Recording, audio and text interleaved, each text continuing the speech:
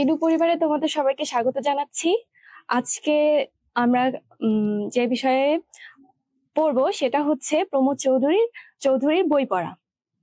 আমি তোমাদেরকে ওয়েলকাম করছি, রুবাইয়া আক্তার।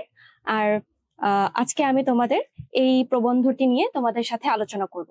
সেই সাথে আমরা আরো কিছু লেখক পরিচিতি, পাঠ পরিচিতি, শব্দার্থ, পাশাপাশি আমরা হচ্ছে কিছু এমসিকিউ এবং সৃজনশীল কিভাবে আমরা এই প্রবন্ধ থেকে বুঝে লিখতে পারি সে বিষয়ে আলোচনা করব।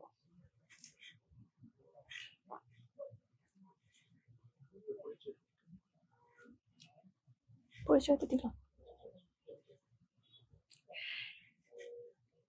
প্রথমেই যখন আমরা বই পড়া এই প্রবন্ধটি পড়া শুরু করব, প্রথমে আমাদের যেটা করতে হবে সেটা হচ্ছে এই প্রবন্ধটি যিনি লিখেছেন তার পরিচিতি সম্পর্কে আমরা জেনে নিব।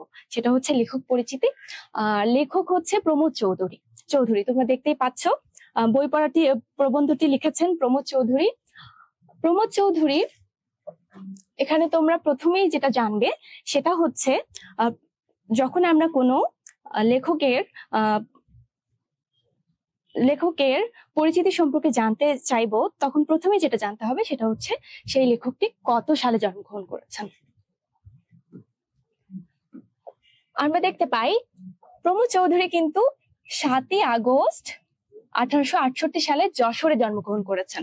এটা তোমরা মনে রাখবে, কেননা এমসিকিউ যখন হচ্ছে প্রশ্ন থাকবে যে এই প্রমোদ চৌধুরী কত সালে জন্মগ্রহণ করেছে, কিংবা অনেক সময় থাকতে পারে যে কত তারিখে, সেক্ষেত্রে কিন্তু তোমাদের এটা খুব সুন্দর করে মনে রাখতে হবে। অনেক সময় হতে পারে যে কোন স্থানে জন্মগ্রহণ করেছে, সেক্ষেত্রে তোমাদের কিন্তু জায়গার নামটাও মনে রাখতে হবে, সেটা হচ্ছে যশোর। শিক্ষার্থীবৃন্দ, তোমরা কি আমাকে ঠিক মতো শুনতে পাচ্ছ সেটা একটু জানাবে।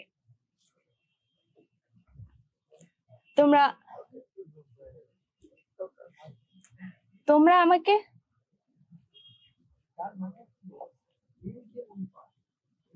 ওকে, তোমরা আমাকে ঠিক মতো শুনতে পাচ্ছ কিনা, কিংবা হচ্ছে আমার পিছনে যে বোর্ডটা তোমরা দেখতে পাচ্ছ, লেখাগুলো ঠিক মতো দেখতে পাচ্ছ কিনা একটু আমাকে জানাবে। ওকে, আচ্ছা, আমরা কি নিয়ে কথা বলছিলাম? আমরা হচ্ছে এখন পড়ছি যে প্রবন্ধটি যিনি লিখেছেন, লেখক প্রমোদ চৌধুরী, তার পরিচিতি নিয়ে কথা বলছি।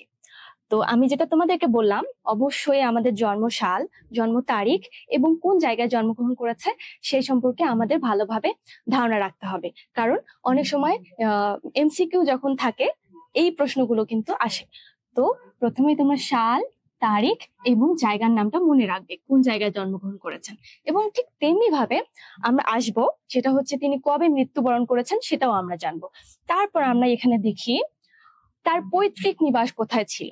তিনি একটা জায়গায় জন্মগ্রহণ করেছে এবং তার পৈতৃক নিবাস একটা আলাদা জায়গায়। এটা অনেক সময় এমসিকিউ থাকতে পারে। সেটা হচ্ছে পাবনা জেলার হরিপুর গ্রামে তার শিক্ষা জীবন ছিল। মানে এখানে বলছে তার পৈতৃক নিবাস ছিল পাবনা জেলায়, আর তিনি জন্মগ্রহণ করেছেন যশোরে। তোমরা একটু ভালোভাবে মনে রাখার চেষ্টা করবে, আমি যেগুলো বলছি এগুলো কিন্তু অনেক গুরুত্বপূর্ণ, মনে রাখতে হবে। তিনি 1890 সালে কলকাতা বিশ্ববিদ্যালয় থেকে ইংরেজি সাহিত্যে প্রথম শ্রেণীতে এমএ ডিগ্রি লাভ করেন। ব্যাপারটা তোমরা বুঝতে পারছো, তিনি কিন্তু বাংলা সাহিত্যে পদচারণা করেছেন, কিন্তু তার ডিগ্রি কিন্তু ইংরেজি সাহিত্যে। এই ব্যাপারটা একটু মনে রাখবে। অনেক সময় হতে পারে তোমাদের অপশনে থাকলো যে তিনি কোন কোন কোন বিষয়ে এমএ ডিগ্রি লাভ করেছেন, হতে পারে বাংলা, তারপর ইংরেজি, আরো অনেক কিছু দিতে পারে। তোমরা হয়তোবা ভাবতে পারো যেহেতু উনি বাংলা বিষয়ে প্রবন্ধ লিখেছেন, আরো ওনার অনেক লেখা আছে, অনেক সময় ভুল করে বলতে পারো যে বাংলা বিষয়ে ডিগ্রি লাভ করেছে, কিন্তু তিনি কিন্তু তা করেননি। তিনি হচ্ছে ইংরেজি, তিনি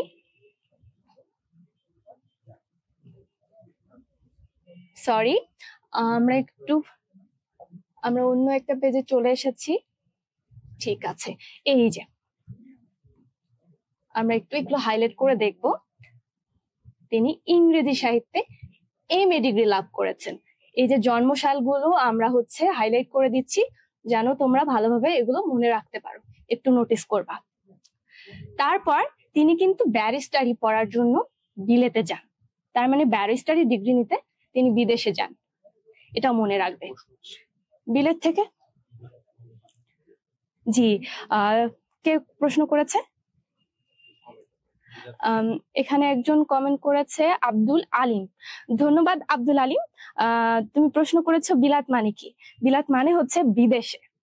বিলেত মানে বিদেশে, আমাদের দেশ থেকে যখন অন্য কোনো দেশে গিয়ে কোনো একটা ডিগ্রি নেওয়া হয় বা অন্য দেশ, হয়তোবা সেটা নির্দিষ্ট করে বলা নাই, কিন্তু বিলেত বলতে আমরা বিদেশ বোঝাচ্ছি, মানে আমাদের দেশ নয়, সেটা অন্য কোনো দেশ। আশা করি বুঝতে পেরেছো। ঠিক আছে, তিনি ব্যারিস্টারি পেশায় যোগদান করেননি, বিদেশ থেকে ডিগ্রি নেওয়ার পরেও কিন্তু তিনি ব্যারিস্টারি পেশায় যোগদান করেননি। তাহলে তিনি কি করেছেন? কিছুকাল ইংরেজি সাহিত্যে অধ্যাপনা করেন, মানে ইংরেজি সাহিত্য চর্চা করেন এবং পরে সাহিত্য চর্চায় মনোনিবেশ করেন। তার মানে কি, তিনি এই যে ইংরেজিতে একটা ডিগ্রি লাভ করলেন, MA ডিগ্রি, তারপর হচ্ছে তিনি ব্যারিস্টারি কমপ্লিট করলেন, সেটা বিলেতে গিয়ে, বিদেশে গিয়ে, তারপরেও কিন্তু তিনি সেই পেশায় যোগদান করেননি। পরে তিনি কি করলেন? পরে তিনি সাহিত্য চর্চায় মনোনিবেশ করলেন। তার সাহিত্যিক ছদ্মনাম কি ছিল? বীরবল। দেখো, আরেকটা ইম্পর্টেন্ট প্রশ্ন, সেটা হচ্ছে অনেক সময় প্রশ্নে আসবে যে প্রমোদ চৌধুরীর সাহিত্যিক ছদ্মনাম কি। থাকে না যে অনেক সময় অনেকেই লেখকের পরিচিতি গোপন করে কিছু গল্প লিখে, তখন কিন্তু এমন কিছু ক্যারেক্টার থাকে, সেই ক্যারেক্টারের নাম হয়, এমন কিছু ক্যারেক্টার দিয়ে রাখে যে সেটা হচ্ছে ওদেরকেই ওরা বোঝাচ্ছে। ঠিক সেরকম ওর সাহিত্যকর্মীগুলো কিছু কিছু চরিত্র থাকতো, সেই চরিত্রের একটা নাম থাকতো বীরবল, যেটা কিনে তিনি নিজেকেই বোঝাতেন। তিনি নিজের ছদ্মনাম নিজেই রেখেছিলেন বীরবল। তারপর তিনি আবার একটা বাংলা সাহিত্যে চলতি ভাষা, তিনি একটা সংবাদপত্র সম্পাদনা করেছেন, সেটা হচ্ছে সবুজ পত্র। দেখতে পাচ্ছ তোমরা? না দেখতে পারলে অবশ্যই কমেন্ট করে জানাবা, তাহলে আমি তোমাদেরকে সেই অনুযায়ী সহযোগিতা করতে পারবো। বাংলা সাহিত্যে এটা হবে মনে হয় চলিত, সরি এটা ভুল হয়েছে, চলিত ভাষারীতি প্রবর্তনে অগ্রণী ভূমিকা পালন করে। আশা করি তোমরা জানো যে সাধু রীতি আর চলিত রীতি কি। যদি না জেনে থাকো কমেন্ট করো, সেই বিষয়ে আমরা পরবর্তীতে আলোচনায় যাব। আপাতত আমরা লেখক পরিচিতিটা শেষ করি।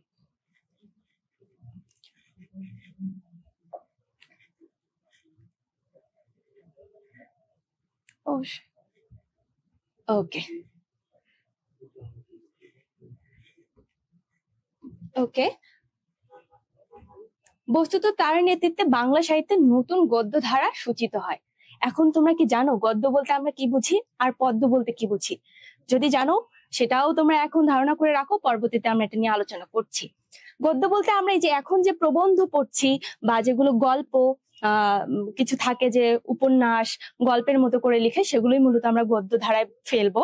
আর কবিতা, এগুলো তো তোমরা জানো, কবিতা ছোট ছোট ছোট যেগুলো হচ্ছে কবিতার মতো ছড়া, এগুলো সব আমরা পদ্যের মধ্যে ফেলবো। সো গদ্য ধারা বলতে তিনি মূলত হচ্ছে এই যে গল্প, এই যে প্রবন্ধ আজকে আমরা যেটা পড়বো, সেটাও কিন্তু গদ্যের মধ্যে পড়ে। তারপর তিনি যেটা বলেছেন, তার আমরা লেখক পরিচিতি জানতে গেলে তার কিছু উল্লেখযোগ্য গ্রন্থ দেখতে পাই। সেগুলো হচ্ছে, একটা হলো বীরবলের হালখাতা।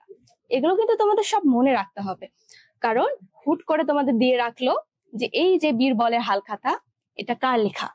অপশনে অনেক লেখক কবির অপশন থাকবে, তোমাদেরকে তখন বলতে হবে যে এটা কার লেখা। অবশ্যই প্রমোদ চৌধুরীর লেখা। তারপর তার আরেকটা গ্রন্থ হচ্ছে রায়তের কথা, চার ইয়ারি কথা, আহুতি, প্রবন্ধ সংগ্রহ, এটাও কিন্তু একটা গ্রন্থ। এটা একটু মনে রাখো, এটা নিয়ে আমরা পরবর্তীতে আরেকটু জানবো, সেটা আমি তোমাদেরকে পরেই বলবো।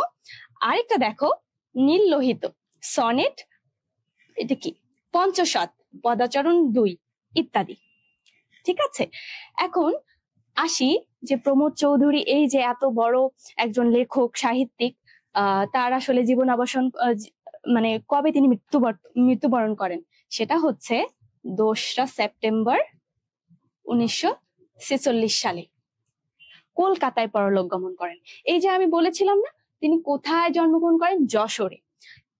কিন্তু তিনি পরলোক গমন করেন কলকাতায়। ঠিক তেমনি ভাবে যেমন তোমরা জন্মসাল, জন্ম তারিখ আর জন্মস্থান মনে রাখবা, ঠিক তেমনি ভাবে মৃত্যু তারিখ, মৃত্যু মাস, মৃত্যুর সাল এবং মৃত্যু স্থানটাও মনে রাখবা। এই ছিল আমাদের আজকের লেখক পরিচিতি। এখন আমরা পরবর্তী পাঠে যাই।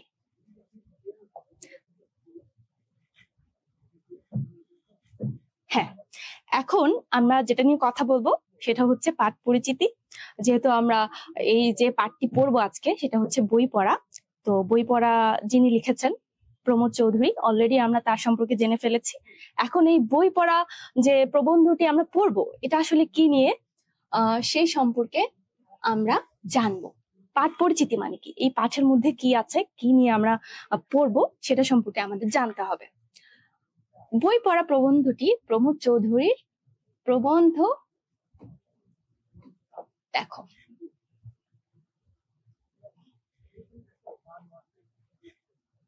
ওকে, দেখো বই পড়া প্রবন্ধটি প্রমোদ চৌধুরীর প্রবন্ধ সংগ্রহ থেকে নির্বাচন করা হয়েছে। মনে আছে তোমাদেরকে এর আগে লেখক পরিচিতিতে একটা জিনিস আমি তোমাদেরকে মনে রাখতে বলেছিলাম, যে একটা গ্রন্থ যেটা আমি এরকম করে সার্কেল করে বলেছিলাম যে এটা যেন তোমরা মনে রাখো, সেটা ছিল প্রবন্ধ সংগ্রহ। কেন? এই যে বই পড়া প্রবন্ধটি আমরা পড়ছি এটা মূলত প্রমোদ চৌধুরীর প্রবন্ধ সংগ্রহ গ্রন্থ থেকে নির্বাচন করা হয়েছে। এই গ্রন্থটা থেকে এই বই পড়া প্রবন্ধটি নেওয়া হয়েছে। একটি লাইব্রেরির বার্ষিক সভায় প্রবন্ধটি পঠিত হয়েছিল। আমাদের পাঠ চর্চায় অনভ্যাস যে শিক্ষা ব্যবস্থার ত্রুটির জন্য ঘটেছে তা সহজেই লক্ষণীয়। আচ্ছা, ঠিক আছে, আমরা বলছি যে আমাদের পাঠ চর্চার অনভ্যাস। তো তোমাদের আসলে কার কার বই পড়তে ভালো লাগে সেটাও তোমরা আমাকে জানাও, কারণ আমার মনে হয় যে এখানে বলছে, দেখো, শিক্ষা ব্যবস্থার ত্রুটির কথা বলা হয়েছে, এটা নিয়েও আমরা পরবর্তীতে আলোচনা করছি। এই ত্রুটির কারণেই কিন্তু আমাদের একটা পাঠ চর্চার অনভ্যাস হয়ে গেছে। আমরা কিন্তু সেভাবে পড়াশোনাটা ওভাবে আনন্দ নিয়ে পড়ি না, কিংবা হচ্ছে কৌতূহল বশত পড়ি না। শুধুমাত্র আমাদের মনে হয় যে আচ্ছা, এটা তো আমাদের পরীক্ষায় আসবে, আমাদের রুটিনে আছে, সিলেবাসে আছে, তাই আমাদের স্কুলে যেতে হবে, এটা মুখস্থ করতে হবে, এটা আমাদের লিখতে হবে।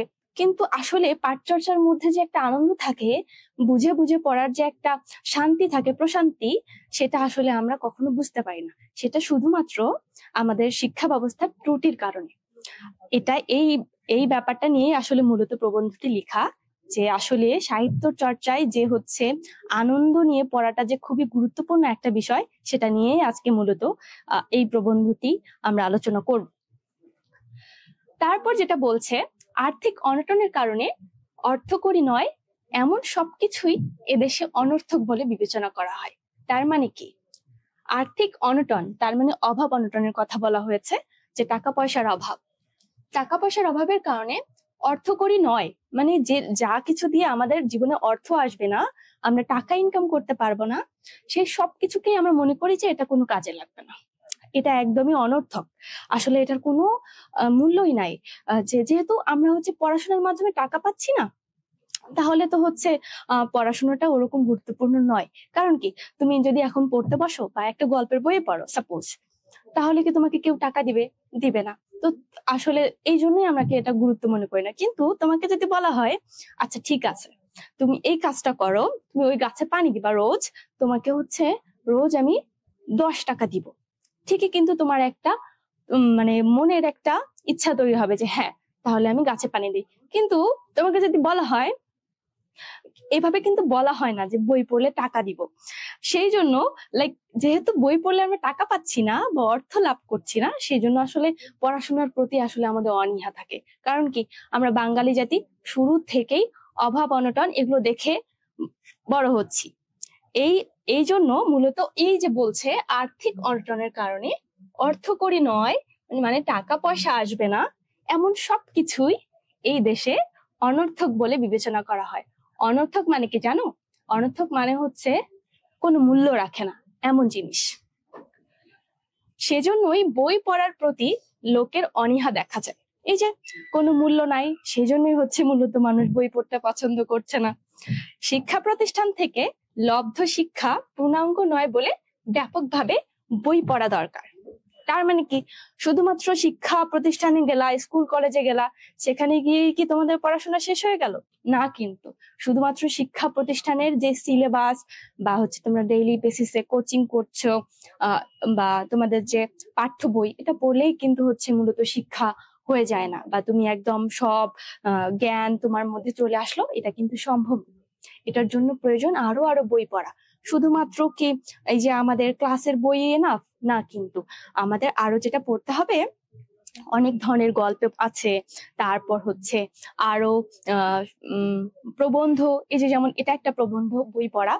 আর যেটা আছে সেটা হলো কবিতা, ছোট ছোট কবিতা, অনেক সময় হতে পারে যে নাটক, ড্রামা যেটাকে বলি নাটক, এই ধরনের বই পাওয়া যায়, যেগুলো আসলে আমাদের পড়া উচিত। শুধুমাত্র শিক্ষা প্রতিষ্ঠানের গদ বাঁধা বই পড়লে কিন্তু আমাদের জ্ঞান অর্জন হবে না।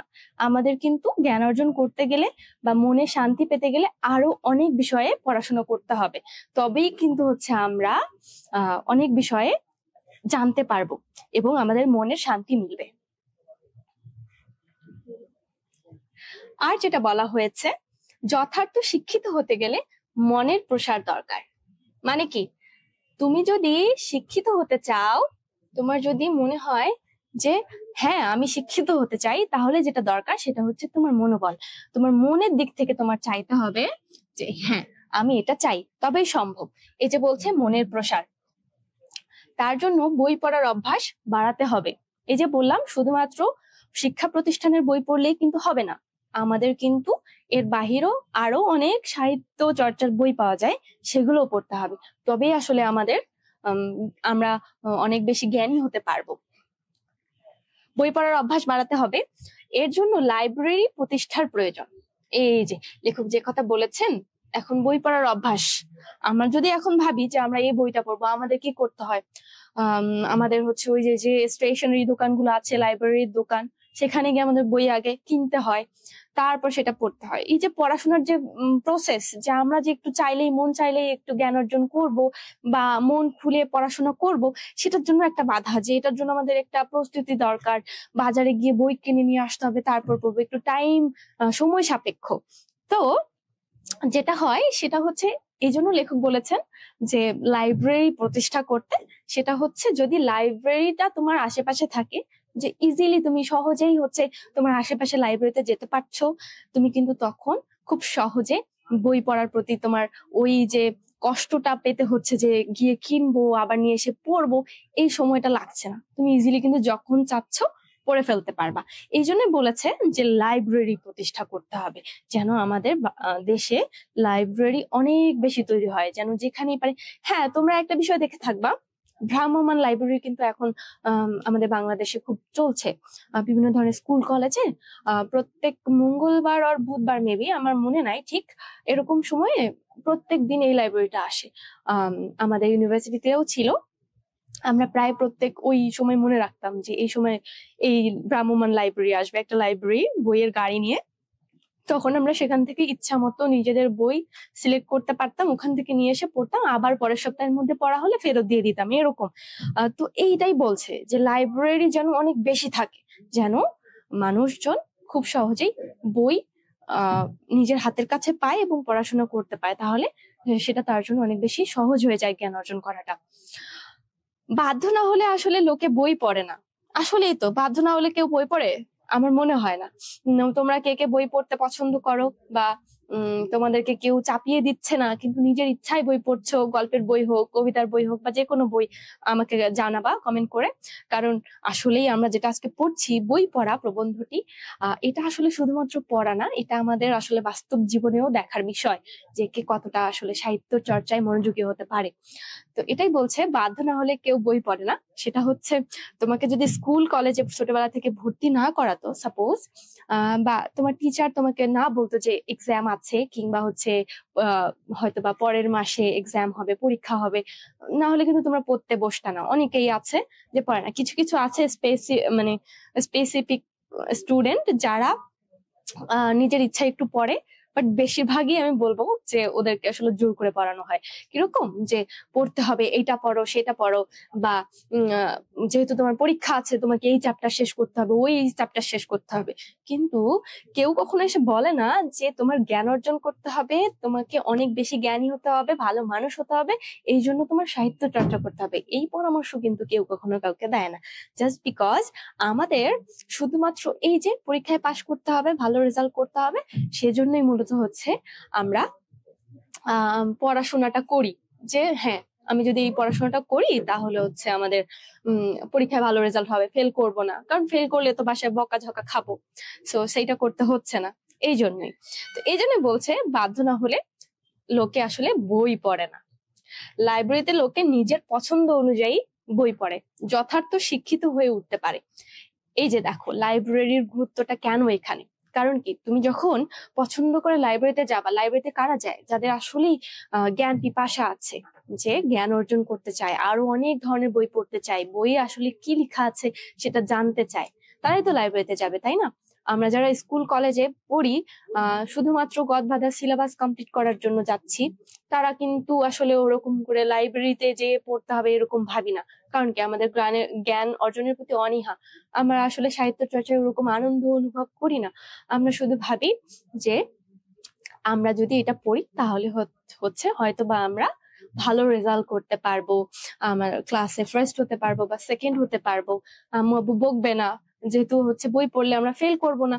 এই জন্যই মূলত হচ্ছে আমরা বাধ্য হয়েই পড়াশোনাটা করি। কিন্তু কে আনন্দ নিয়ে বই পড়ে যে হ্যাঁ আমার বই পড়তে ভালো লাগছে তাই তো আমি পড়াশোনা করছি? এটা আসলে কতজন করে?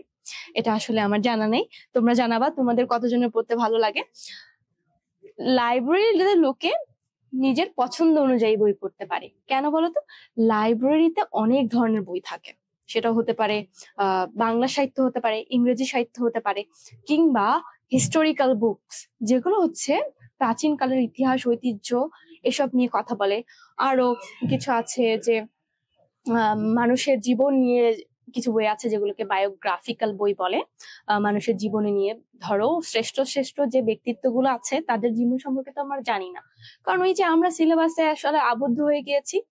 এই জন্য আসলে আমরা যে একটু শখ করে কারো জীবন নিয়ে জানবো কিংবা নতুন কোনো জিনিস নিয়ে আসলে একটা আগ্রহ তৈরি হবে, সেটা আসলে আমাদের মধ্যে তৈরি হয় না। কারণ ওই যে আমরা সবসময় যেহেতু হচ্ছে স্কুল কলেজের পড়াশোনার মধ্যে আবদ্ধ হয়ে গিয়েছি, আসলে আমাদের ওই ওই শক্তিটা থাকে না পরবর্তীতে। তো প্রগতিশীল জগতের সঙ্গে তাল মিলিয়ে চলার জন্য সাহিত্য চর্চা করা আবশ্যক বলে লেখক মনে করেন। এই যে আমরা যে কথাগুলো পড়ছি এগুলো কিন্তু কোনো কিছুই আমার কথা না কিংবা তোমাদেরও কথা না, এটা পুরোপুরি আসলে আমাদের লেখক, বই পড়া যিনি লিখেছেন প্রমোদ চৌধুরী, ওনার কথা। উনি মনে করেন যে সাহিত্য চর্চা করা আবশ্যক, সাহিত্য চর্চা করলেই আসলে একজন মানুষ প্রকৃত মানুষ হয়ে ওঠে। জি, ওয়ালাইকুম আসসালাম। এখন আমরা ওকে, আমরা পাঠ পরিচিতি শেষ করেছি, এখন আমরা পাঠের উদ্দেশ্যে চলে যাব। ঠিক আছে, আমরা এখন লেখক পরিচিতি হয়ে গিয়েছে, পাঠ পরিচিতি হয়ে গিয়েছে, এখন আমরা যেটা পড়বো পাঠের উদ্দেশ্য। এখন আমরা পাঠের উদ্দেশ্য কেন পড়বো? পাঠের উদ্দেশ্য বলতে আমরা আসলে কি বুঝি? একটা পাঠ, আমরা যে আজকে চ্যাপ্টারটা পড়ছি বই পড়া, এটা পড়ে আসলে আমরা কি শিখবো? উদ্দেশ্যটা কি আসলে আমাদের, কেনই বা আমরা এই প্রবন্ধটি পড়বো? হ্যাঁ, তো সেইটাই আমরা এখন দেখবো যে আসলে এই পাঠটি পড়ে আসলে আমরা কি কি শিখতে পারবো, যার কারণে আমাদের এইটা পড়তে হবে। সেটা হচ্ছে, এখানে আমরা বেশ 7টা পয়েন্ট করেছি। সেটা হচ্ছে 1 নম্বরে তোমরা দেখতে পাবে, দেখো, শিক্ষার প্রকৃত তাৎপর্য বিশ্লেষণ করতে পারবো। মানে কি? শিক্ষার প্রকৃত তাৎপর্য, শিক্ষা অর্জন করলেই তো হয়ে গেল না, বা আমাদের এখন যেটা ধারণা হয়ে গিয়েছে শিক্ষা অর্জন আচ্ছা করছি, ছোটবেলা থেকে স্কুলে পাঠাচ্ছে বাবা মা, তো এই জন্যই আমরা পড়াশোনা করছি। আসলে এটা না, শিক্ষার আসলে প্রকৃত তাৎপর্য বলে কিছু আছে। শিক্ষা অর্জন শুধুমাত্র যে তুমি পড়াশোনা করলা, পাশ করলা, চাকরি করলা, এটা না শিক্ষার উদ্দেশ্য। শিক্ষার আরো অনেক বড় উদ্দেশ্য, যেটা আসলে আমাদের এত ছোট বয়সে বোঝার কথা না। আমরা যেটা বুঝতে পারি সেটা হচ্ছে আমাদেরকে কিছু সিলেবাস বই চাপিয়ে দেওয়া হয়, আমরা ওটার উপর ভিত্তি করে পড়াশোনা করি। তো এই যে বই পড়া প্রবন্ধটি আছে, এটা পড়ার মাধ্যমে আমরা শিক্ষার প্রকৃত তাৎপর্য বিশ্লেষণ করতে পারবো। আর সেকেন্ড ওয়ান, যেটা 2 নাম্বার পয়েন্ট, সেটা হচ্ছে স্কুল কলেজের জবরদস্তিমূলক শিক্ষার কুফল বর্ণনা করতে পারবো। তো আচ্ছা, তাসনিয়া জিজ্ঞেস করেছে আমি কেমন আছি। আলহামদুলিল্লাহ ভালো আছি। কেমন আছো তাসনিয়া? আচ্ছা, ঠিক আছে। দেখো, 2 নাম্বার, স্কুল কলেজের জবরদস্তিমূলক শিক্ষার কুফল বর্ণনা করতে পারবো মানে কি? এই যে স্কুল কলেজে যে তোমরা যাও বা হচ্ছে পড়াশোনা করো, তোমাদের টিচার তোমাদেরকে পড়ায় 1 ঘন্টা, এই যে আজকেই তোমাদেরকে 1 ঘন্টা যাবত পড়াশোনা করাবো, তোমরা আসলে কতজন মন দিয়ে পড়ছো আমাকে জানাও, যে তোমাদের ভালো লাগছে কিনা, যে আমি তোমাদেরকে জোর করে পড়াচ্ছি নাকি তোমরা আসলে আনন্দ নিয়ে পড়ছো, এটা অবশ্যই আমাকে জানাবা। কারণ এই যে দেখো, এই পয়েন্টটাতে বলা হয়েছে স্কুল কলেজের জবরদস্তিমূলক শিক্ষার কুফল বর্ণনা করতে পারবো মানে কি, কাইন্ড অফ স্কুল কলেজে ধরে বেঁধে একদম তোমাকে পড়াশোনা করানো হচ্ছে। আর এটার যে কুফল, এই যে ধরে বেঁধে পড়াচ্ছে তোমাকে অনেক বেশিক্ষণ ধরে জবরদস্তি করে, এই যে সিলেবাস বেঁধে দিচ্ছে, এই সময় স্কুলে আসবা, এর মধ্যেই তোমার হোমওয়ার্ক শেষ করতে হবে, তারপর নেক্সট সপ্তাহেই তোমার হচ্ছে পরীক্ষা হবে, এরকম বলে দিচ্ছে এবং সেই অনুযায়ী তুমি পড়ে যাচ্ছ। আচ্ছা, ঠিক আছে, বেশ কিছু শিক্ষার্থী কমেন্ট করেছে, সেটা হচ্ছে আচ্ছা ভালো লাগছে। রুবাইয়া বলেছে আচ্ছা আচ্ছা, তোমার নাম রুবাইয়া মিমি? আমার নামও কিন্তু রুবাইয়া। আরেকজন কমেন্ট করেছে নিজাম, তিনি বলেছেন জোর করে। আচ্ছা, তুমি জোর করে পড়ছো, ভালো, খুবই ভালো। আচ্ছা, তাহলে এই পার্টটা আসলে তোমার জন্যই, এবং যারা আসলে ভালো লাগছে তাদের জন্য, কারণ তারা বুঝতে পারবে যে তারা আসলে সঠিক পথে আছে। আর যারা ভাবছো যে আমি তোমাদেরকে জোর করে পড়াচ্ছি, তোমাদের আজকে এই ক্লাসটা একটু বুঝে ভাবতে হবে যে জোর করে পড়াটা উচিত হবে নাকি হচ্ছে এই পড়াশোনাটাকে বা সাহিত্য চর্চাটাকে আসলে আমরা মন দিয়ে পড়লে মনে হয় আরো সুবিধা হতো, তোমাদের জন্য কষ্টটা কমে যেত। সেটাই আমরা আজকে এই পাঠ শেষে জানতে পারবো। ঠিক আছে, দেখো 3 নাম্বার পয়েন্টে যেটা বলছে জাতীয় বিকাশের জন্য লাইব্রেরির গুরুত্ব বিশ্লেষণ করতে পারবো। তার মানে কি, একটু আমরা কিন্তু প্রথমে যখন পাঠ পরিচিতি পড়েছিলাম, লেখক একটা জিনিস কিন্তু বলেছিলেন, সেটা হচ্ছে উনি চান যে লাইব্রেরি প্রতিষ্ঠা হোক, তাহলেই আসলে সাহিত্য চর্চাটা অনেক বেশি হবে। আমাদের দেশে যদি লাইব্রেরি প্রতিষ্ঠা হয়, সাহিত্য চর্চাটা অনেক সুন্দর হবে, মানুষ খুব সহজে সাহিত্য চর্চা করতে পারবে এবং তাদের আনন্দ হবে, আনন্দ পাবে এবং অনেক কৌতূহলের সাথে সাহিত্য চর্চা করতে পারবে। লেখক কিন্তু এটা প্রথমেই বলে দিয়েছে, আমরা যখন পাঠ পরিচিতি পড়ি, লেখকের শেষের দিকে কিন্তু আমরা লেখকের একটা আহ্বান জানতে পারি, তিনি চান লাইব্রেরির প্রতিষ্ঠা হোক। কারণ কি, লাইব্রেরির প্রতিষ্ঠা হলেই সাহিত্য চর্চা পসিবল। আর সেটাই বলেছে জাতীয় বিকাশের জন্য। এখন কথা হচ্ছে জাতীয় বিকাশ বলতে কি বুঝি? জাতীয় বিকাশ বলতে এই যে আমরা সমগ্র জাতি, তাদের জ্ঞানের যে বিকাশ, সমগ্র শিক্ষার্থী কিংবা সমগ্র মানুষ জাতি, সবাইকে একসাথে আসলে আমরা এখানে জাতীয় বিকাশের কথা বলছি এবং লাইব্রেরির গুরুত্ব বিশ্লেষণ করতে পারবো। লাইব্রেরি কেন গুরুত্বপূর্ণ সেটা আসলে আমরা বুঝতে পারবো। দেহের পাশাপাশি স্বাস্থ্য রক্ষার গুরুত্ব বিশ্লেষণ করতে পারবো। এটা কেন বলা হয়েছে তোমরা কি কেউ বলতে পারবা? যে দেহের পাশাপাশি স্বাস্থ্য রক্ষার গুরুত্ব বিশ্লেষণ করো। দেহের পাশাপাশি আর কিভাবে স্বাস্থ্য রক্ষা হয়? আমরা তো হচ্ছে আমাদের শরীরের যত্ন নিই, স্বাস্থ্য রক্ষা করি, আর কেন এখানে বলছে যে দেহের পাশাপাশি স্বাস্থ্য রক্ষা? তোমরা একটু কমেন্ট করে জানাও। কমেন্ট করেছে? আচ্ছা, তাহমিনা কমেন্ট করেছে মেন্টাল হেলথ। একদম পারফেক্ট, একদম তোমাকে ধন্যবাদ এরকম একদম সঠিক উত্তর দেওয়ার জন্য। সেটা হচ্ছে অবশ্যই মেন্টাল হেলথ আসলেই কিন্তু গুরুত্বপূর্ণ। আমরা শুধু ভাবি আমরা শারীরিকভাবে সুস্থ আছি, তার মানেই মনে হয় আমরা সুস্থ, বাট এই যে মানসিক স্বাস্থ্যটাও যে গুরুত্বপূর্ণ, এটা আসলে আমরা ভুলে যাই। আজকে আমরা এই বই পড়ার মাধ্যমেই বুঝবো যে মানসিক স্বাস্থ্যেরও আসলে গুরুত্বটা কত বেশি। কারণ কি, তোমার যদি মন ভালো না থাকে, তোমার কি পড়তে ইচ্ছা করে? ঠিক আছে, জ্বর হলে আমরা পড়ি না, ঠিক আছে, খুবই নর্মাল। মাথা ব্যথা হলে পড়ি না, বাট তারপরেও কিন্তু আমরা সামটাইমস যদি পরীক্ষা থাকে, তারপরে জ্বর হলে মানায় নেই যে ঠিক আছে আমাকে জোর করে একটু পড়তে হবে, ওষুধ খাই ঠিক হয়ে পড়বো। বাট মন খারাপ থাকলে আসলে তোমরা কিভাবে পড়ো বলো? মন খারাপ থাকলে পড়াশোনা করা সম্ভব? হয়তো আমি বই নিয়ে বসে আছি, দেখছি, পৃষ্ঠা উল্টাচ্ছি, কিন্তু আসলে ওভাবে কিন্তু আমাদের পড়া হয় না। আমরা আসলে পড়তে পারি না। এটাই বলছে দেহের পাশাপাশি স্বাস্থ্য রক্ষা, তার মানে কি এখানে বলছে মানসিক স্বাস্থ্য। আচ্ছা ঠিক আছে, আমি এখানে না লিখে আমি বলেই দিচ্ছি, সেটা হচ্ছে মানসিক স্বাস্থ্যের কথা বলেছে। আরেকটা 5 নাম্বার পয়েন্টে যেটা বলছে জাতীয় উন্নতির দীর্ঘমেয়াদী নিয়ামক হিসেবে বই পড়ার তাৎপর্য।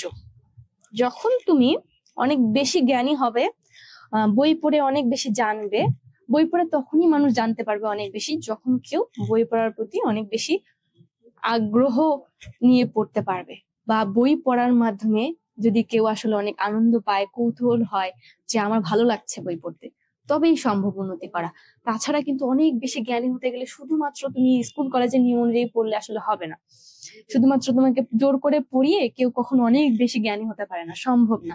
শুধুমাত্র তুমি ওইটুকুই জানবে যতটুকু তোমাকে আসলে স্কুল কলেজ থেকে দেওয়া হবে, যে হ্যাঁ তুমি এটা পড়ো, সিলেবাসে এইটা আছে, তাহলে হচ্ছে তুমি জানতে পারবা।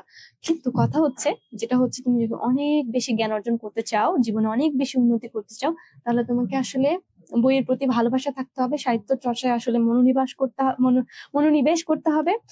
তোমাকে আসলে সাহিত্য চর্চায় ভালো লাগা তৈরি করতে হবে, তবেই সম্ভব, তবেই হচ্ছে জাতীয় উন্নতি পসিবল।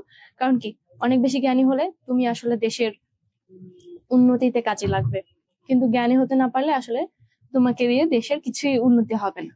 তো তুমি কি চাও, যে তোমরা কি চাও, তোমাদের দিয়ে দেশের উন্নতি হোক, নাকি হচ্ছে তোমরা জাস্ট নর্মালি জন্মগ্রহণ করেছো, স্কুল কলেজে গেলা, কোন রকম একটা চাকরি করলা, করে একদম বুড়ো বুড়ি হয়ে গেলা, শেষ, এটাই চাও? নাকি হচ্ছে তোমরা চাও তোমাদেরকে দিয়ে কোনো উন্নতি হোক?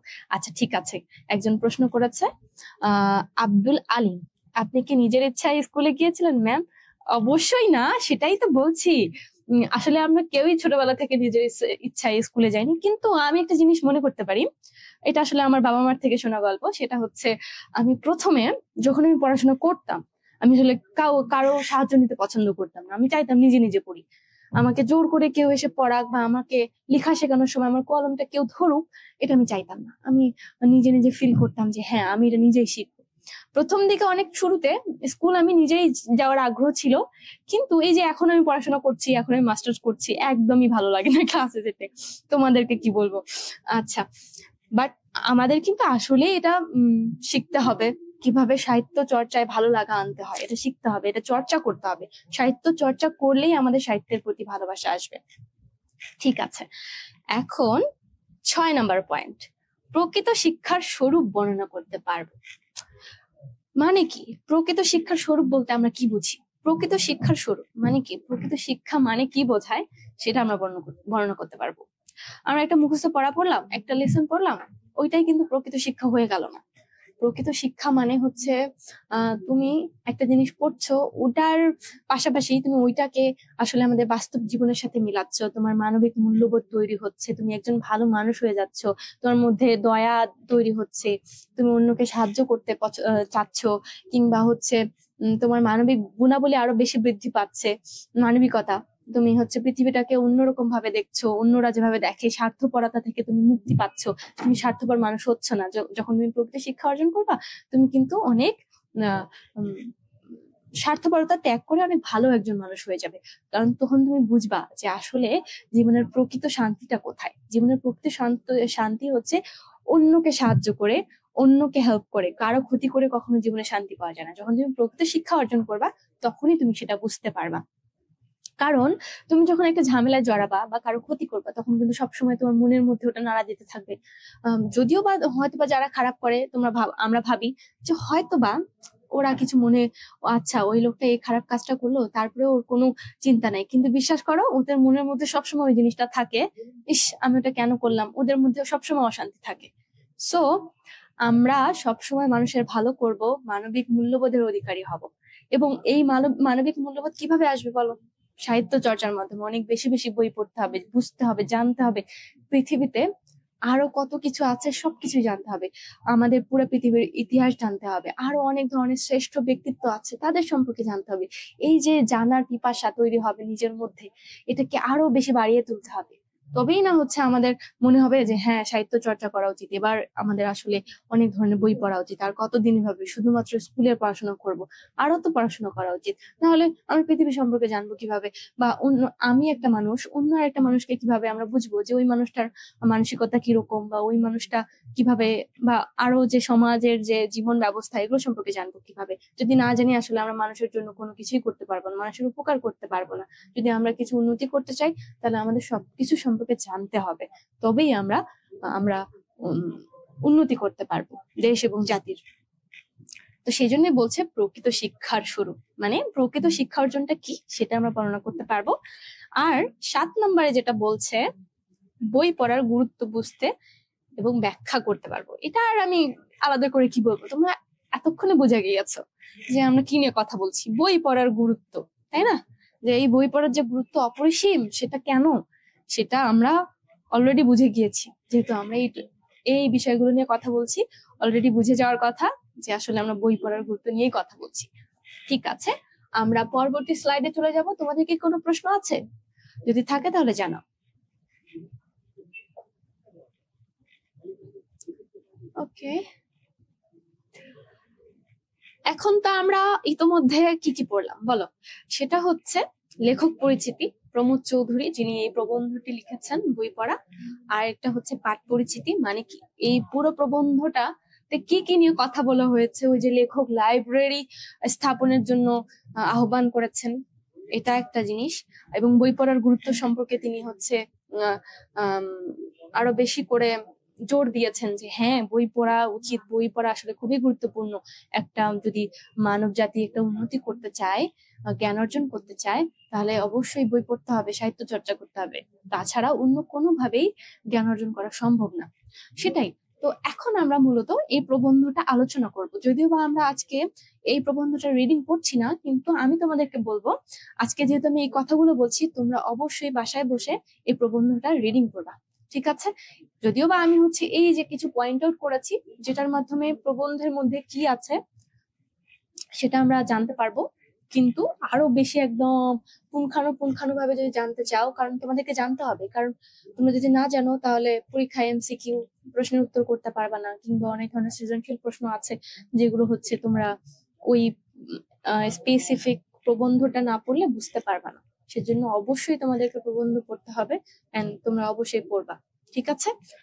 ঠিক আছে, আমরা এখন প্রবন্ধ আলোচনা করি।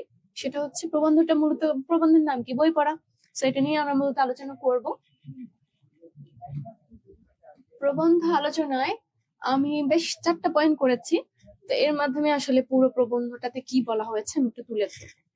সেটা হচ্ছে, দেখো, এটা নিয়ে আসলে শুরু থেকেই আমরা এই প্রবন্ধটা নিয়ে যে যখন আলোচনা শুরু করেছি, শুরু থেকেই আসলে প্রবন্ধের মধ্যে কি আছে, এই যে বই পড়ার উপর গুরুত্ব দেওয়া, এটাই বোঝানো হচ্ছে। সেটাই নিয়ে আমরা মূলত কথা বলবো। সেটা হচ্ছে 1 নম্বরে যেটা পয়েন্ট আউট করেছি, স্কুল কলেজের শিক্ষা পদ্ধতি। ওই যে আমি শুরু থেকেই বলে আসছি যে স্কুল কলেজের গদ বাঁধা একদম ধরে বেঁধে পড়ানোর যে পদ্ধতিটা, সেটা নিয়ে আজকে আলোচনা করব। সেটা আসলে ওই প্রবন্ধেও বলা আছে, ওখানে আবার খুব সুন্দর করে খুব গল্পের মাধ্যমে বোঝানো হয়েছে। আশা করছি তোমরা ওই গল্পগুলো পড়বা, আমার মনে হয় যে তোমাদের ভালো লাগবে।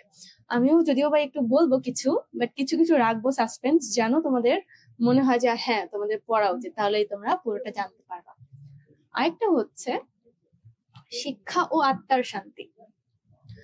শিক্ষা ও আত্মার শান্তি, এখন আমি এই শিক্ষা আর আত্মার কথাটা কেন একসাথে লিখলাম, তার মানে কি, ওই যে শিক্ষা অর্জনের মাধ্যমে যে একটা আত্মার শান্তি মেলে, সেই জন্য লিখেছি। তুমি যখন কোনো কিছু জানবা, আনন্দ অনুভব করবা জানতে গিয়ে, পড়াশোনা করতে গিয়ে, তখন কিন্তু অটোমেটিকলি তোমার আত্মায় শান্তি আসবে, তোমার ভালো লাগবে।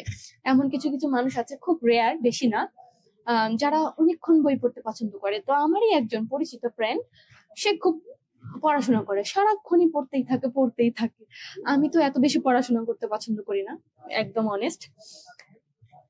তো আমি তখন তাকে জিজ্ঞেস করলাম, আচ্ছা এত পড়িস কেন, তোর এত বেশি পড়াশোনা করতে খুব ভালো লাগে? সে আমাকে জানালো যে হ্যাঁ তার বই পড়তে এতই ভালো লাগে, আমাদের চোখে যেটা দৃষ্টিকটু মনে হচ্ছে, আচ্ছা খাওয়া খাওয়া দাওয়া শেষ করে আবার টেবিলে বসে যাচ্ছে, আমি ভাবি মনে হয় জোর করে পড়ছে, পরীক্ষায় ভালো রেজাল্ট করতে চাই এই জন্যই মনে হয় পড়ছে। কিন্তু না, ওর পড়তে ভালো লাগে, ও শুধুমাত্র বই, শুধুমাত্র স্কুল কলেজের টেক্সট বইগুলা শুধু পড়ে না, আরো অনেক সুন্দর নোবেল, গল্প, উপন্যাস, ছোট গল্প, কবিতা, নাটক, নাটকের বই, এগুলো সব পড়ে ও। বিভিন্ন ধরনের সংবাদপত্র জ্ঞান অর্জন করে, যে ওর জানতে নাকি অনেক ভালো লাগে।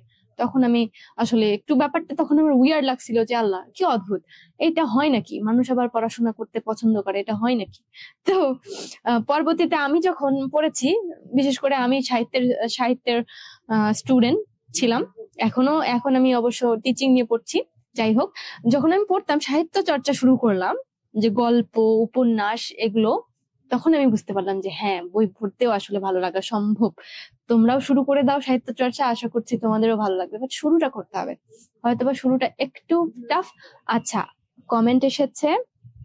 আচ্ছা, উম লিখেছে তাহমিনা উম্মে আদর। আচ্ছা, ধন্যবাদ তোমার। আমি স্টোরি বুকস পড়তে অনেক ভালোবাসি। তাই? হ্যাঁ, আমিও। স্টোরি বুকস কিন্তু অনেক মজা। তাহলে দেখো, তোমার মধ্যে কিন্তু ওই সাহিত্য চর্চার যে একটা ইচ্ছা তৈরি হয়েছে, যারা পড়তে ভালোবাসো, সেটা হতে পারে যে কোনো ধরনের বই, কোনো সমস্যা নাই। তাদেরকে আমি বলবো, আসলে এটা একটা ভালো গুণাবলী, স্টোরি বুকস পড়বা। আর যারা পড়া শুরু করনি বা সাহিত্য চর্চা শুরু করনি, আমি বলবো যে তোমরা শুরু করে দেখোই না, তোমাদের ভালো লাগে কিনা। তোমরা পড়াটা শোনা শুরু করো, শুধুমাত্র এই স্কুলের গদ বাঁধা পড়াশোনা করে আর কতদিন, সাহিত্য চর্চায় মনোনিবেশ করো, বই পড়া শুরু করো। বই পড়া বলতে কিন্তু আমরা বোঝাচ্ছি না যে স্কুল কলেজের পড়াশোনা করতে হবে, আমরা কিন্তু যেটা ফোকাস করতে চাচ্ছি সেটা হচ্ছে ওভারঅল সাহিত্য চর্চা। সাহিত্য মানে শুধুমাত্র স্কুল কলেজের বই না। আচ্ছা, আরো কিছু কমেন্ট এসেছে, আমি সেগুলো নিয়ে নিচ্ছি। স্টোরি বুক, হ্যাঁ ম্যাম, বই পড়লে অনেক কিছু জানা যায়, বোঝা যায়। হ্যাঁ দেখো, আসলেই তোমরা বই পড়া শুরু করো, তোমরা আরো বুঝতে পারবা। আসলে পড়ার বই ছাড়া সব বই ভালো লাগে, এটা একটা দারুণ কথা, এটা কিন্তু ট্রু। কিন্তু আরেকজন বলেছে আমি বই পড়তে ভালো লাগে। আচ্ছা, আর কে বলেছে? আমি আমি আচ্ছা, ঠিক আছে। বেশ, অনেকেই খুব সুন্দর পজিটিভ রেসপন্স করতেছো তোমরা, এটা কিন্তু সত্যি। আর যারা আসলে কমেন্ট করছো না, হয়তোবা তারা অনেকেই পছন্দ করো, কিন্তু যারা আসলে একেবারেই পছন্দ করো না, তারা একটু শুরু করেই দেখো।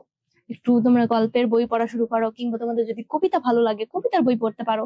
বাট তোমরা সাহিত্য চর্চা একটু শুরু করতে পারো, সাহিত্য চর্চায়। আচ্ছা, ঠিক আছে। এখন আমরা অ্যাটেন্ডেন্সটা একটু নিয়ে নিব। কমেন্ট বক্সে লিংক দিয়ে দিচ্ছি, তোমরা ওখানে একটু তোমাদের অ্যাটেন্ডেন্সটা দিয়ে দাও। ওকে, এখন ওকে। এই যে আমরা প্রবন্ধটা আলোচনা করছি, সেটাতে আমরা 4টা পয়েন্ট আউট করেছি। শিক্ষা এবং আত্মার শান্তি। ওই যে তোমরা যখন একটা গল্প করবা, গল্প পড়তে যাবা, তখন দেখবা যে হচ্ছে পুরো গল্পের মধ্যে ঢুকে গিয়েছো। পুরো গল্পের মধ্যে ঢুকে গিয়েছো, মনে হচ্ছে এরপর কি হবে, এরপরের গল্পটা কি হবে। ধরো সাপোজ একটা মেয়ে বা কোনো একটা ক্যারেক্টারের বা একটা ছেলেও হতে পারে, তাদেরকে নিয়ে গল্প হচ্ছে, সে তার জীবন নিয়ে গল্প হচ্ছে। তার জীবন নিয়ে কি গল্প হচ্ছে? সে প্রথম থেকেই অনেক খুবই দুষ্টু একটা ছেলে বা মেয়ে ছিল, কিন্তু পরবর্তীতে তার লাইফ অন্যরকম হয়ে গেল, পাল্টাই গেল, এবং তারপর হুট করে তার জীবনে একটা অ্যাক্সিডেন্ট হয়ে গেল। তারপর কি হলো? তার 2টা পা নাই হয়ে গেল। এখন তারপর হুট করে 20 বছর পর আমরা জানতে পারলাম যে সে বিশাল একটা কোম্পানির মালিক হয়ে গিয়েছে। এখন কথা হচ্ছে সে কিভাবে হয়ে গেল, এখন বলা হবে সেই গল্পটা। এখন দেখো, এই যে তোমার সাহিত্য চর্চা যখন করবা, কোন একটা গল্প করবা, আমি তো এটা একটা বানিয়ে বললাম এমনিতে এখনই, তখন কিন্তু একটা মনে হয় যে হ্যাঁ, এরপর কি হবে এটা আমার জানতে হবে, এরপর কি হয় এটা আমার জানতে হবে, তৈরি হয়, এরকম একটা আগ্রহ তৈরি হয়। তোমরা দেখিও, তুমি যখন কোনো একটা গল্প পড়বা, একটা পৃষ্ঠা পড়লা, কিছু একটা আগ্রহ তৈরি হলো, তারপর কি হবে এটা জানার জন্য তোমাদের মন ব্যাকুল হয়ে যাবে। যতক্ষণ পর্যন্ত না ওই গল্প শেষ করো, ততক্ষণ পর্যন্ত কিন্তু ভালো লাগবে না, যে না আমার ওটা জানতে হবে, জানতেই হবে, এরকম একটা ব্যাপার। তো এই জন্য বলেছে শিক্ষা এবং আত্মার শান্তি। তোমরা যখন অনেক বেশি শিক্ষা অর্জন করবা, নলেজেবল হবা, তোমাদের মধ্যে তৈরি হবে সততা, তৈরি হবে মানবিক মূল্যবোধ, তৈরি হবে, তোমরা ভালো মানুষ হবা, তোমাদের মনটা একটা অন্যরকম হয়ে যাবে। তোমরা তোমরা এমন ভালো মানুষ হয়ে যাবে, তোমাদেরকে দেখলে আশেপাশের মানুষও আসলে বলবে যে অনেক ভালো একজন মানুষের সাথে সে পরিচিত হয়েছে বা এরকম। তো শিক্ষা অর্জন করলে বা জ্ঞান অর্জন করলে আসলে এটা বিফলে যায় না, এটা সবসময় কাজে লাগে। আর শিক্ষা অর্জন শুধুমাত্র আসলে অন্য অন্য যে অন্যরা যে অনুভব করে তা না, তুমি নিজেও আত্মায় শান্তি পাবা। এখানে শিক্ষা অর্জন বলতে আসলে আমি মূলত বোঝাচ্ছি হচ্ছে সাহিত্য চর্চা, জ্ঞান অর্জন করা। শিক্ষা মানে কিন্তু এখানে আমরা এটা বোঝাচ্ছি না যে স্কুল কলেজের পড়াশোনা, কিংবা কি বলে এটাকে, কিংবা হচ্ছে তুমি যে পরীক্ষায় লিখছো, পরীক্ষার সিলেবাস অনুযায়ী, এই শিক্ষাটাকে কিন্তু আমি বলছি না। আমরা যেটা বলছি সেটা হচ্ছে সাহিত্য চর্চার মাধ্যমে অনেক বিষয় শেখানো হয়। হতে পারে সেটা সামাজিক মূল্যবোধ, একজন মানুষ হিসেবে মানুষের কেমন হওয়া উচিত, যেমন অবশ্যই তুমি তোমার সামাজিক, তারপর রাজনৈতিক, আরো অনেক ব্যাপার থাকে যেগুলোতে তোমার অনেক বেশি মানবিক একটা মানুষ হওয়া দরকার। সেগুলোই আসলে শেখায়, সেগুলোর মাধ্যমে আসলে সেই জ্ঞানগুলো নিয়ে আসলে আলোচনা করছি, সেই শিক্ষাটাকে বলছি। আমরা কিন্তু ওই স্কুল কলেজের গদ বাঁধা শিক্ষার কথা বলছি না। এই যে সেটা যে বলছি না সেটা কিন্তু আমরা পরের পয়েন্টে দেখতে পাই, সেটা হচ্ছে সাহিত্য চর্চার গুরুত্ব। বারবারই বলে আসছি সাহিত্য চর্চার গুরুত্ব, সে আলাদা করে এটা বলার দরকার নাই। আর একটা হচ্ছে সাহিত্য চর্চায় লাইব্রেরির গুরুত্ব। এই যে লেখক শুরু থেকেই উনি বলে আসতেছে দয়া করে লাইব্রেরি প্রতিষ্ঠা করতে হবে, এইটা খুবই দরকার আমাদের জাতিগত উন্নয়নের জন্য। সেটাই মূলত, সেটাও কিন্তু ওই যে তোমরা যখন বইটা প্রবন্ধটা পড়বা সেটা কিন্তু জানতে পারবা। ঠিক আছে, এই যে 4টা পয়েন্ট, এটাই মূলত হচ্ছে এই প্রবন্ধের আলোচনার মধ্যে পড়ে। কিন্তু আমি তোমাদেরকে আরেকটু বলি, সেটা হচ্ছে লেখক প্রথমে যেটা বলে শুরু করে সেটা হচ্ছে যে বই পড়া শ্রেষ্ঠ শখ। কিন্তু আমি আসলে মানুষকে এই বই পড়ার পরামর্শ দিতে চাই না। প্রথমেই ওনার শুরুর লাইনটা এরকম, শ্রেষ্ঠ শখ হলেও, বই পড়া মানুষের সর্বশ্রেষ্ঠ শখ হলেও আমি আসলে কাউকে বই পড়ার পরামর্শ দিতে চাই না। কারণ লেখক জানে যে কেউ বলবে যে হ্যাঁ বই পড়ো, পরামর্শ দিলে আসলে কেউ এই পরামর্শ নিবে না। এই যে আমি তোমাদেরকে বলছি বই পড়ো, শিক্ষার্থীরা তোমরা বই পড়ো, জ্ঞান অর্জন করবা, অনেক ভালো মানুষ হতে পারবা, অনেক জীবনে অনেক উন্নতি করতে পারবা। তোমরা কতজন আসলে এই পরামর্শ নিবা আমিও জানি না, লেখকের মতোই আমি বলছি। যাই হোক, কিন্তু কেন এটা লেখক বলেছে? কারণ আমরা আসলে জাতিগতভাবে ওরকম শৌখিন না। লেখক এভাবে বলেছে যে আসলে আমরা বাঙালি জাতি এত শৌখিন না যে বই পড়ে আসলে আমাদের উন্নতি হবে। এটা এটা আসলে আমরা মানতে চাই না। কারণ আমরা মনে করি যে শিক্ষা অর্জন করব, চাকরি করব, টাকা পয়সা পাবো, এই বেসিসে আমরা বই পড়ি। আমরা কিন্তু ওই যে মনে শান্তি পাবো, বই পড়লে ভালো লাগবে, শান্তি লাগবে, বই পড়ার মধ্যে ডুবে থাকলে খুবই ভালো লাগবে, আমাদের মনে শান্তি পাবে, আমাদের কৌতূহল তৈরি হবে, আরো বই পড়তে চাবো, এই উদ্দেশ্যে কিন্তু আমরা কেউই বই পড়ি না। লেখক এই কথাই বলেছে যে যেহেতু হচ্ছে বই পড়লে আমরা টাকা পাই না, বা আমরা যদি এক্সট্রা একটা বই পড়ি টাকা টাকা পাই না, কিন্তু স্কুল কলেজের বই এই জন্যই পড়ি কারণ হচ্ছে ভালো রেজাল্ট করলে ভালো চাকরি পাবো পরবর্তীতে, আর চাকরি করলে টাকা পাবো, সেই জন্যই আমরা বই পড়ি। আমরা কিন্তু কেউ আমাদের মনের শান্তির জন্য আসলে বই পড়ি না। সেই কথা আসলে লেখক বলার জন্য প্রথমে বলেছে যে এরকম বই পড়া শ্রেষ্ঠ শখ হলেও আসলে তিনি আসলে পরামর্শ দিতে চান না কাউকে যে এরকম। ঠিক তেমনি ভাবে উনি একটা উদাহরণ দিয়েছে, সেটা হচ্ছে কিরকম যে হ্যাঁ উনি এই, তোমরা বই পড়লে বুঝতে পারবা, তোমরা যখন প্রবন্ধটা পড়বা তখন দেখতে পাবা যে আমি যেগুলো বলছি মিল আছে কিনা। ও আরেকটা কমেন্ট এসেছে, আমার ইসলামিক বই পড়তে ভালো লাগে। ও দারুণ, তাহলে তো আরো ভালো। লাইক তুমি যে তোমার যে কোনো বই পড়তে ভালো লাগাটাই হচ্ছে, এটাই হচ্ছে সাহিত্য চর্চাটা আসলে কি বলবো উপকারিতা। তুমি যখন সাহিত্য চর্চা করবা, যে কোনো বই হতে পারে, তখন আমরা বুঝতে পারবো, আমরা নিজেকে জানতে পারবো যে আমি মানুষ হিসেবে কেমন। এই যে অনেকে বলছে যে অনেকের স্টোরি বুকস ভালো লাগে। আরেকজন কমেন্ট করেছে, কে কমেন্ট করেছে? এটা হচ্ছে সুয়া। আচ্ছা আচ্ছা, ও আচ্ছা, যাই হোক, তোমরা যারা নামটা রিনেম করনি, তোমরা ক্লাসে জয়েন করার সময় পরবর্তী সময় থেকে দয়া করে তোমাদের নামটা রিনেম করবা, কারণ তোমাদের কমেন্ট দেখার সময় আসলে তোমাদের নামগুলো বুঝতে পারছি না। ঠিক আছে, ওকে। সেটা হচ্ছে এই যে বলছো ইসলামিক বই ভালো লাগে, তো হ্যাঁ, এই যে তোমার ইসলামিক বই ভালো লাগে তুমি কিভাবে জানলা? বেশ কয়েকটা বই পড়েছো, আরো অনেক বই পড়েছো, তারপর তুমি বুঝতে পারলা যে হ্যাঁ তোমার ইসলামিক বই পড়তে ভালো লাগে। মানে কি? তার মানে তুমি সাহিত্য চর্চায় গিয়েছো, তারপর তুমি নিজেকে আবিষ্কার করেছো যে হ্যাঁ তুমি এরকম মানুষ, তুমি ইসলামিক বই পড়তে পছন্দ করছো। আরেকজন কমেন্ট করেছিল যে তার স্টোরি বুকস, অনেকেই বলেছে স্টোরি বুকস তাদের ভালো লাগে। তার মানে তারা একটু ওই আবিষ্কার করেছে নিজেকে যে আমার গল্প ভালো লাগে। সাহিত্য চর্চা না করলে কিন্তু এটা সম্ভব না। যারা আসলে বলতে পারে না যে আমার এই বই ভালো লাগে, ওই ভালো লাগে, তারা কখনো বই পড়ে নাই। তারা শুধু ওই পরীক্ষার পড়াশোনা ছাড়া, স্কুলের পড়াশোনা ছাড়া অন্য কোনো বই কখনো পড়ে নাই। সেই জন্য তারা জানে না যে তাদের আসলে পছন্দটা কোথায়। এই যে নিজেকে আবিষ্কার করা, নিজেকে চিনতে পারা, এটাও তো একটা অনেক বড় অর্জন। ধরো তোমার বয়স 80-90 হয়ে গেল, তারপরে তুমি নিজেকে চিনতে পারলা না, তাহলে তোমার জীবনের গুরুত্ব কি হলো, যে যেখানে তুমি নিজেকেই জানতে পারলা না। তো নিজেকে জানতে গেলে, তুমি নিজে কেমন মানুষ, কি ধরনের পছন্দ অপছন্দ, এসব জানতে গেলে তোমার বই পড়তে হবে, সাহিত্য চর্চা করতে হবে, তবেই তুমি নিজেকে আসলে জানতে পারবা, আবিষ্কার করতে পারবা। এই জন্যই বলছে সাহিত্য চর্চার গুরুত্ব এবং সাহিত্য চর্চার লাইব্রেরির গুরুত্ব। আচ্ছা, আমি যেটা বলতে চাচ্ছিলাম গল্পটারে ফিরে যাই। হ্যাঁ, সেটা হচ্ছে ওখানে বই পড়া প্রবন্ধটিতেই তোমরা দেখতে পারবা যে হচ্ছে ওখানে বলা হয়েছে যে দুধ হচ্ছে শরীরের জন্য অনেক বেশি পুষ্টিকর একটা খাবার, এবং এটা খেলে আমাদের উপকার হয়। তোমরাও জানো নিশ্চয়ই, আমাদেরকে সবসময় বলা হয় যে হ্যাঁ, দুধ খেতে হবে, দুধ খেলে বুদ্ধি বাড়ে, জ্ঞান বাড়ে, মানুষের ব্রেন ভালো হয়, বলে না? হ্যাঁ, এটাই বলে।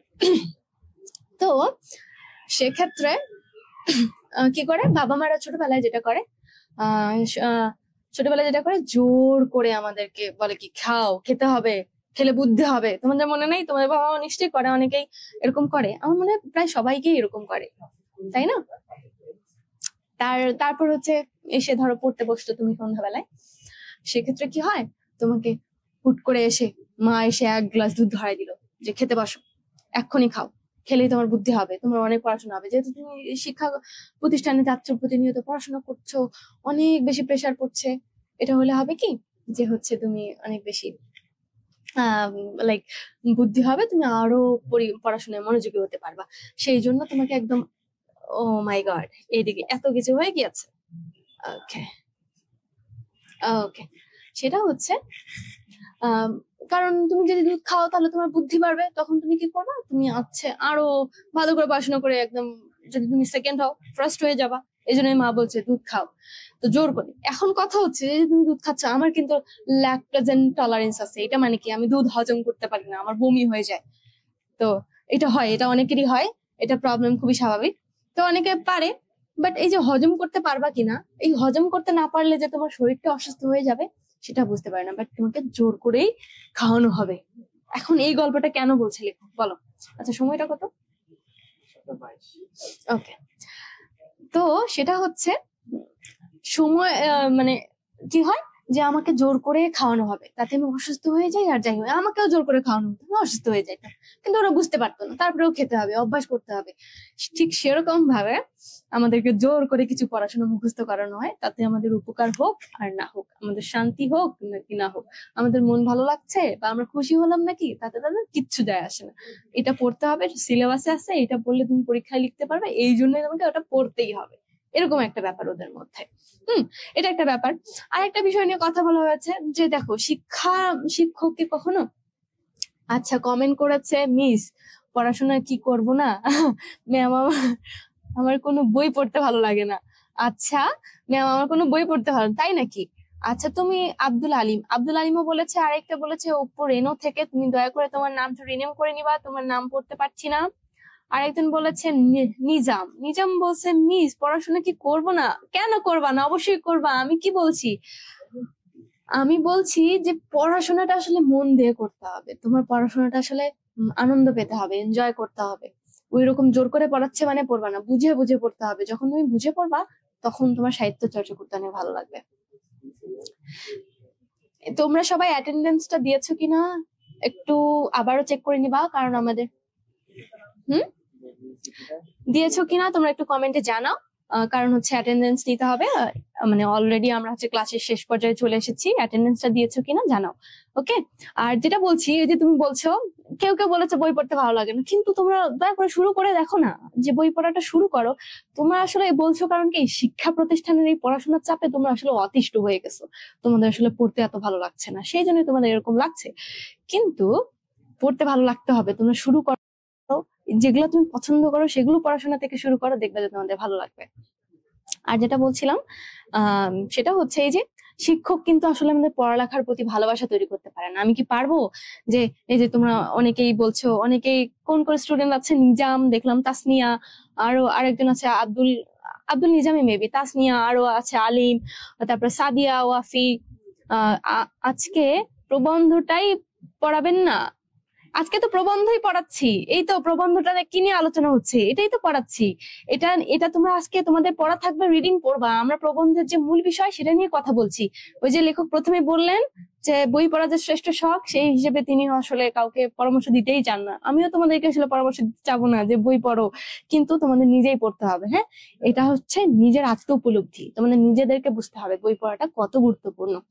আরেকটা যেটা হচ্ছে, শিক্ষক কখনো পড়াশোনার প্রতি তোমাদের কি বলবো আগ্রহ আনতে পারবে না, তোমাদের নিজেকেই পড়তে হবে, মন দিয়ে আনন্দ নিয়ে পড়তে হবে। এটা বলা হয়েছে ওই বই পড়া প্রবন্ধে, যেটা বলা হয়েছে সেটা হচ্ছে তোমার হচ্ছে কখনোই একটা শিক্ষক কখনোই তোমাকে পড়াশোনা মুখস্থ করাই দিতে পারবে না। খুব বেশি পারে যে হ্যাঁ কেন তুমি বই পড়বা এটা তৈরি করতে পারবে, যেমন আমি তোমাদেরকে বলছি বই কেন পড়বা, তখন গিয়ে তুমি পড়তে বসবা। ওকে, ঠিক সেরকম আসলে আমাদের উন্নতি কিভাবে হবে সেটা আমাদেরকেই বুঝতে হবে, আমাদের তখন পড়তে যাইতে হবে।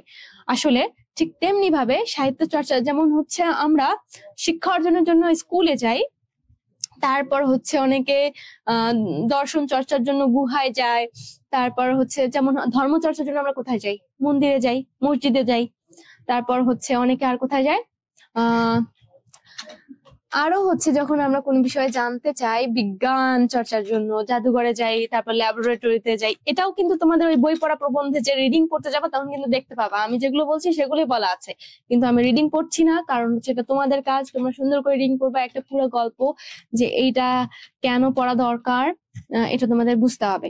আরেকটা ব্যাপার, আমরা এরপর হচ্ছে শব্দার্থ পড়বো, কারণ কি বই পড়া প্রবন্ধে বেশ কিছু কঠিন কঠিন শব্দ আছে যেগুলো তোমরা বুঝতে পারবে না, এই জন্য শব্দার্থগুলো আগে পড়ে নিবা, যেন হচ্ছে রিডিং পড়ার সময় তোমাদের বুঝতে অসুবিধা না হয়। ঠিক আছে, এই জন্য বলছে বই সাহিত্য চর্চা লাইব্রেরির গুরুত্ব। এখন লাইব্রেরি না থাকলে তুমি সাহিত্য চর্চা করবা কি? একজন ধরো প্রচুর বই পড়তে পছন্দ করে, ওর অনেক ভালো লাগে বই পড়তে, কিন্তু ওর যদি লাইব্রেরি না থাকে, ও যদি একটা বই পড়তে গেলে ওর যদি অনেক কিছু লাগে, গিয়ে ওটা নিয়ে আসতে, বই কিনে নিয়ে আসতে 2 দিন লাগে, আসলে তখন শক্তিটাই চলে যাবে, একদম নিরাশা হয়ে যাবে যে থাক ভাই পড়া লাগবে না, এত কিছু করতে হলে বই পড়ার দরকার নাই। কিন্তু ধরো তোমার বাসার পাশে লাইব্রেরি আছে, তুমি তোমার গল্পের বই পছন্দ, ইসলামিক বই পছন্দ, কবিতার বই পছন্দ, তুমি খুব তাড়াতাড়ি গিয়ে লাইব্রেরিতে গেলা এবং ইজিলি ওখান থেকে তোমরা বইটা নিতে পারলা, তখন কিন্তু তোমার খুব সহজ লাগবে। অত অনেক বা তোমরাই ভাবো তোমাদের স্কুল যদি বাসার পাশে হয় তখন কিন্তু স্কুল যাইতে অনেক সুবিধা, অনেক ভালো লাগে।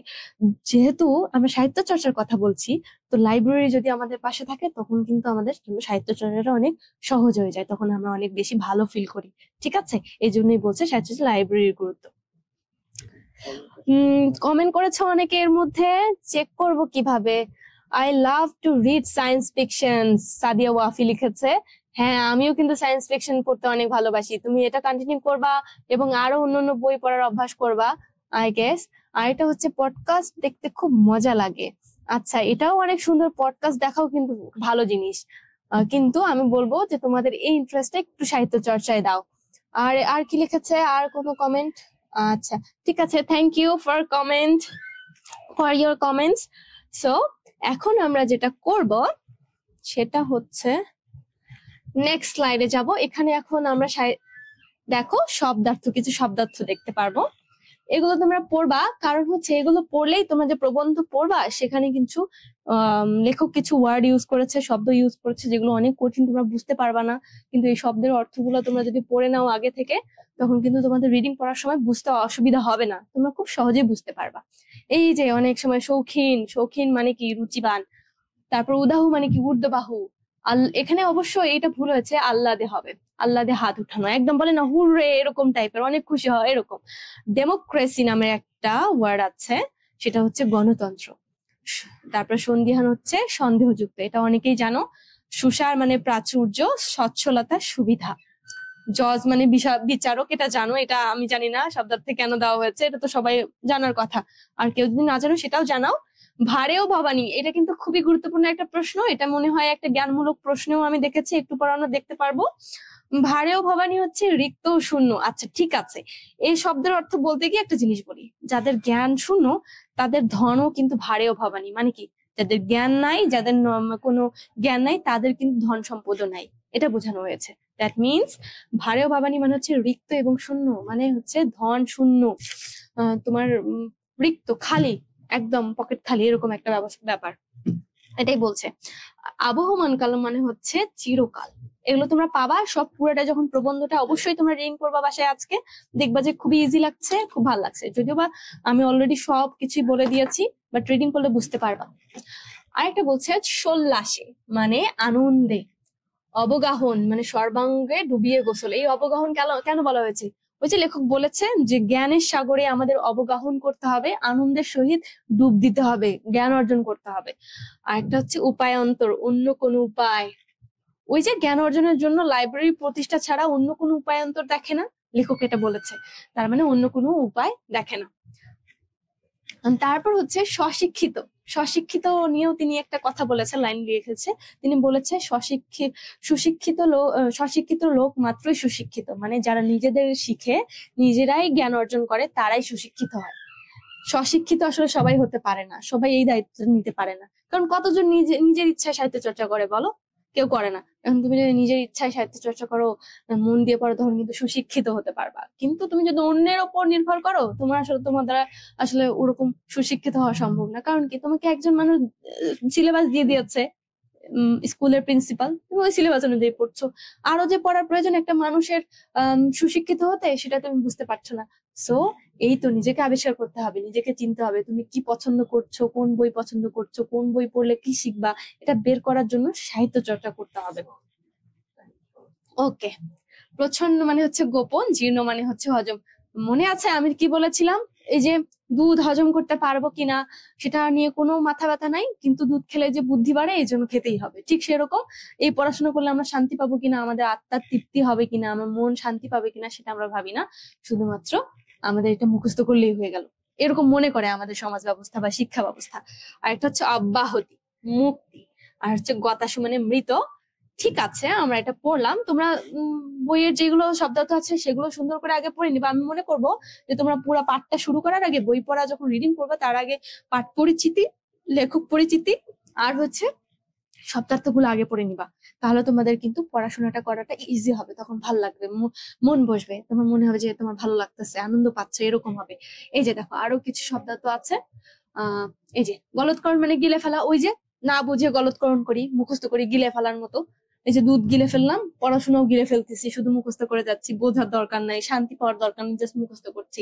তার কারদানি হচ্ছে বাহাদুরি, উদরপূর্তি মানে পেট ভরানো, ডেমোক্রেটিক গণতান্ত্রিক, কারণ ডেমোক্রেসি মানে অলরেডি পড়েছি গণতন্ত্র। দাতাকর্ণ হচ্ছে মহাভারতের বিশিষ্ট চরিত্র, কুন্তি পুত্র, দানের জন্য প্রবাদ তুল্য মানুষ, মানে তিনি অনেক বেশি দাতা হাতেম তাই টাইপের ছিলেন, যে সবাইকে দান করতেন। আচ্ছা ঠিক আছে, এরপর দেখো আমরা কিছু এমসিকিউ কোশ্চেন বের করে অ্যাড করে দিয়েছি। তোমরা এটা দেখতে পাচ্ছ নিশ্চয়ই, একটু তোমরা উত্তরগুলো জানাও। আর এরই মধ্যে দিয়ে আমরা আসলে ক্লাস আজকে শেষ করব। তো তোমরা এগুলো জানাও, উত্তরগুলো আমাকে কমেন্টে জানাও, আমি দেখি তোমরা কতটা সঠিক করতে পারো। এখানে কয়টা আছে? 6টা এমসিকিউ, না 6টা না 10টা এমসিকিউ আছে। আচ্ছা ঠিক আছে, তোমরা হচ্ছে এই 2টা প্রশ্নের উত্তর আমাকে জানাও। একটা হচ্ছে বই পড়া প্রবন্ধে লাইব্রেরির সার্থকতা কিসের চেয়ে কম নয় বলা হয়েছে, বলো। হ্যাঁ, হাসপাতাল। এই তো তোমরা অনেকে কমেন্ট করে লিখেছো। কে দিয়েছে সঠিক উত্তর? ফারজানা।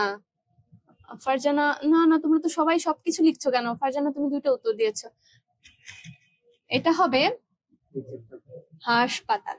ওকে, কারণ কি লাইব্রেরির সার্থকতা হাসপাতালের থেকে কম না। আরেকটা যেটা বলছে বীরবল সাহিত্যিক ছদ্মনাম কে লিখেছেন, বলো।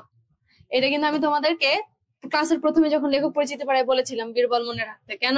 কারণ ওটা হচ্ছে প্রমোদ চৌধুরীর ছদ্মনাম।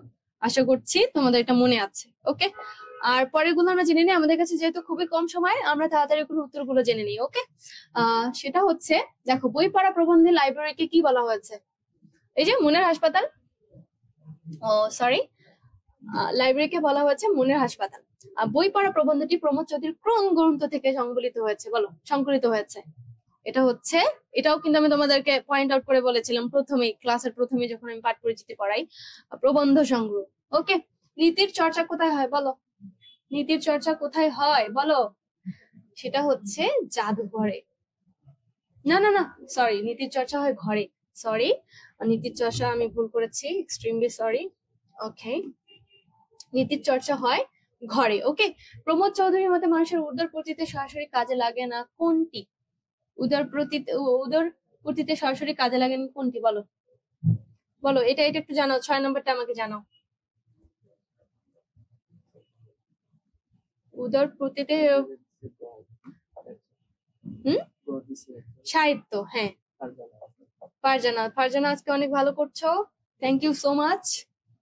আমি কিন্তু নোটিস করব কে ভালো করছো না, আমি চাই সবাই ভালো করো, ঠিক আছে? ওকে, তাহলে আমরা এখন নেক্সট স্লাইডে চলে যাই। নেক্সট আমাদের টোটাল ওকে। বই পড়া প্রবন্ধটা প্রমোদ চৌধুরী কিসের সমালোচনা করেছে? বলো। শিক্ষা ব্যবস্থার সমালোচনা করেছে, মনে আছে তোমাদের?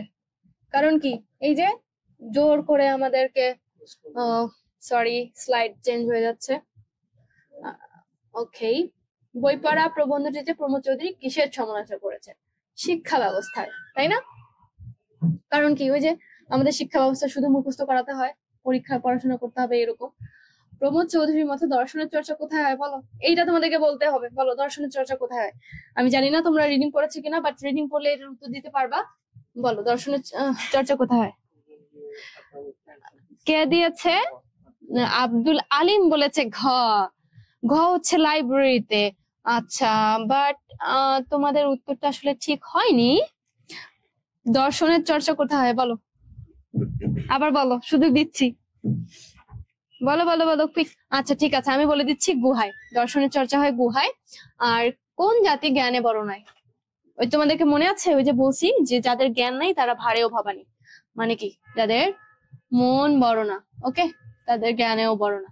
কারণ ওই যে মন বড় না হলে আসলে তুমি জ্ঞান অর্জন করতে পারবা না। জ্ঞানটা হচ্ছে মনের সাথে যুক্ত, এই জন্য তোমার মন ভালো হলে তুমি আসলে জ্ঞানেও ভালো হবা। বই পড়া প্রবন্ধের রচয়িতাকে? অবশ্যই প্রমোদ চৌধুরী, যেহেতু আমরা প্রমোদ চৌধুরী সম্পর্কে বললাম। এই তো আজকের বিষয় এগুলোই ছিল। এরপর যে স্লাইডটা, সেটা হচ্ছে সৃজনশীল প্রশ্ন নিয়ে।